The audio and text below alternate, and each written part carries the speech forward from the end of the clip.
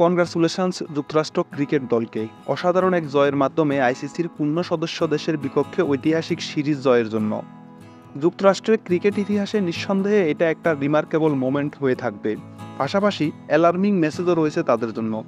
বাংলাদেশকে হারিয়ে খুব বেশি আনন্দিত কিংবা উদযাপনে বুঁদ হয়ে থাকার কিছু নেই। এই বাংলাদেশ দলকে কখনোই ব্যাট বল হাতে না নেয়া কিংবা ক্রিকেট কি সেটা না জানা অজপাড়াগাঁয়ের কৃষক কিংবা দিনমজুরদের বিপক্ষে খেলতে দিলেও এরা নিশ্চিত ডবল দোলাই হবে। আহারে কি কন? সো বেশি সেলিব্রেট না করে বরং হোয়াইট ওয়াশ কিভাবে করা যায় সেই পরিকল্পনা করা উচিত তাদের।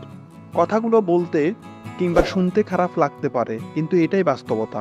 যে দলের ক্যাপ্টেন সাহেব এবং তর্কাতীতভাবে ক্রিকেট ইতিহাসের অন্যতম সেরা অলরাউন্ডার, আইসিসির সহযোগী দেশ যাদের ক্রিকেট ম্যাচ খেলার সংখ্যার চাইতেও বাংলাদেশের ক্রিকেট খেলার বয়সের ফারাক যোজন যোজন, এমন একটা দলের বিপক্ষে হারের পর অজুহাত খুঁজে তাদের সপক্ষে আর কী বা বলা যেতে পারে? এখন প্রশ্ন হলো, এদের কি লজ্জাশরম বলতে কিছুই নেই? একটা মানুষকে একটা পেশাতেই থাকা উচিত। একজন যখন একাধিক পেশায় কিংবা সাপ্লিমেন্টারি পেশায় নিজেকে জড়াবে, তখন তার মূল পেশা থেকে সে বিচ্যুত হবে। পাশাপাশি দেশে বেকারত্ব বাড়বে। তাই বাংলাদেশ সরকারের দায়িত্বশীল মহলের উচিত ক্রিকেটারদের অবসর গ্রহণের পূর্বে শোরুম উদ্বোধন, রাজনীতি কিংবা অন্য কোনো সাপ্লিমেন্টারি পেশায় যাতে জড়াতে না পারে সেই বিধিনিষেধ আরোপ করা। নিঃসন্দেহে তুই ঠিক কথা বলেছিস। ম্যাচ পরবর্তী সংবাদ সম্মেলনে সাকিব আল হাসান বললেন, আমরা পর্যাপ্ত অনুশীলনের সুযোগ পাইনি কিংবা যেটুকু পেয়েছেন সেটাও ব্যাটসম্যানরা কাজে লাগাতে পারেনি। যুক্তরাষ্ট্রের বিপক্ষে সিরিজ হারের পর বাংলাদেশের এই কোরা অজুহাত কি আসলে মানানসই? উচ্চাভিলাষী বিসিবি, সিলেক্টর প্যানেল, কোচ এবং খেলোয়াড়রা যদি একটু লজ্জাশরমের মাথা খেয়ে একযোগে পদত্যাগ করতেন কিংবা সরকার থেকে গণহারে বহিষ্কৃত হতেন, তবে বাংলাদেশের ক্রিকেটকে হয়তো কেনিয়া হওয়া থেকে বাঁচানোর একটা সুযোগ থাকতো বা এখনও রয়েছে।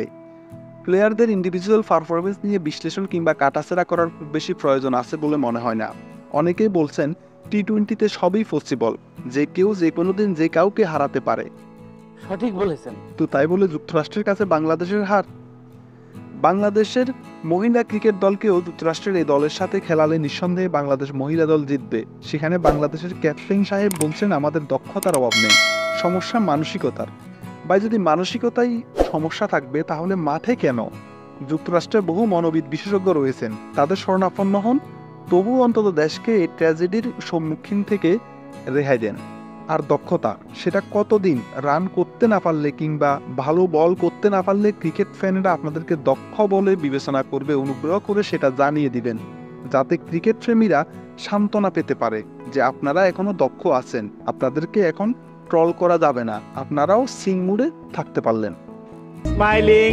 এরকম ম্যাচ নিয়ে কিংবা ম্যাচের পারফরমেন্স নিয়ে বিশ্লেষণ করার আসলেই কিছু থাকে না। তাই ডিটেলস পারফরমেন্সে না গিয়ে বরং সোশ্যাল মিডিয়ায় ফ্যানদের ক্ষোভের যে এলোমেলো প্রতিক্রিয়া, সেটাকে একত্রিত করে উপস্থাপনের চেষ্টা করলাম। পাশাপাশি ক্রিকেট প্রেমী হিসেবে নিজের ক্ষোভটাও জানলাম। দিন শেষে দলটা আমাদেরই, তাই সাপোর্টটাও আমাদেরই করতে হবে, সেটা যত খারাপই খেলুক না কেন।